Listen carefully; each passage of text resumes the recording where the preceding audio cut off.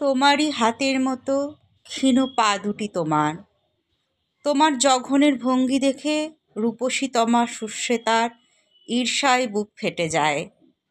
ভাবুক শিল্পীর আদরে গড়া তোমার শরীর, তোমার চামড়ার চেয়েও কালো, তোমার চোখ মকমল কালো গভীর।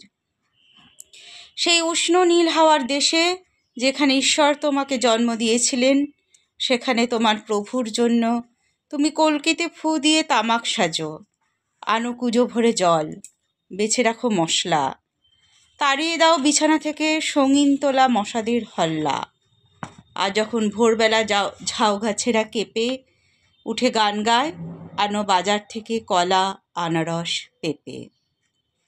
সারাদিন তুমি খোলা পায়ে ঘুরে বেড়াও যেখানে সেখানে, গুনগুন করে পুরনো সুর, অচেনা সুর হাওয়ার কানে কানে।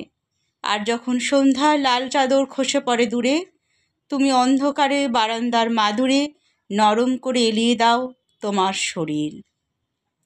পাখির কাকলিতে তোমার ভেসে চলা স্বপ্ন ভরে যায়, তোমারই মতো সুন্দর, তোমারই মতো ফুলন্ত।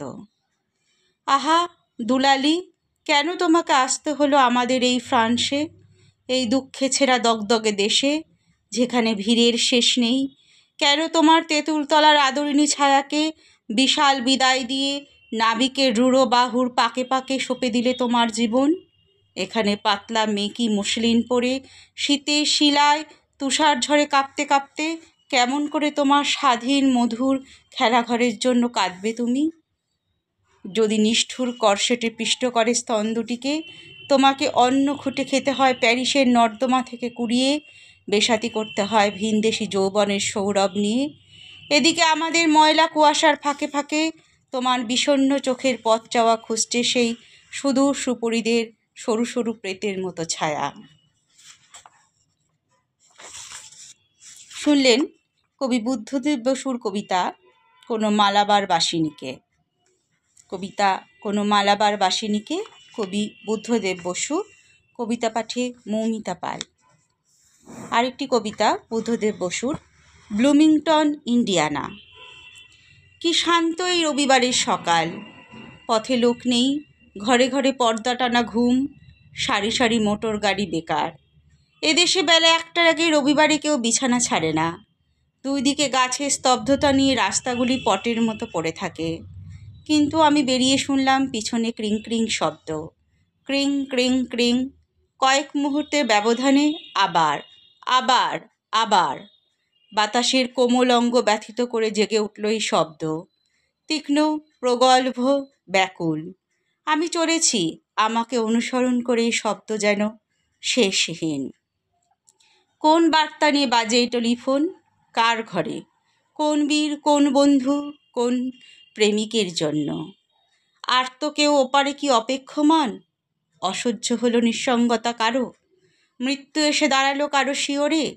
নাকি কোনো বোবা দুঃখ, অব্যক্ত শোক অবশেষে শঙ্খের মতো ধ্বনিত হতে চাইছে এই বিরাম না মানা টেলিফোনের ঘণ্টায়?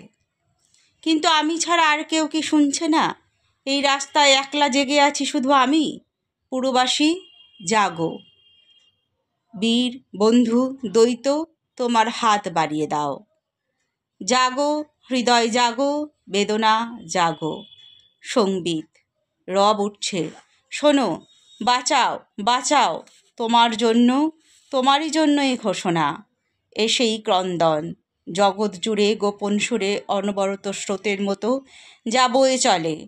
আজ এই মুহূর্তে মূর্ত হলো তোমার জন্য, ব্যক্ত হলো তরঙ্গের পরে তরঙ্গে।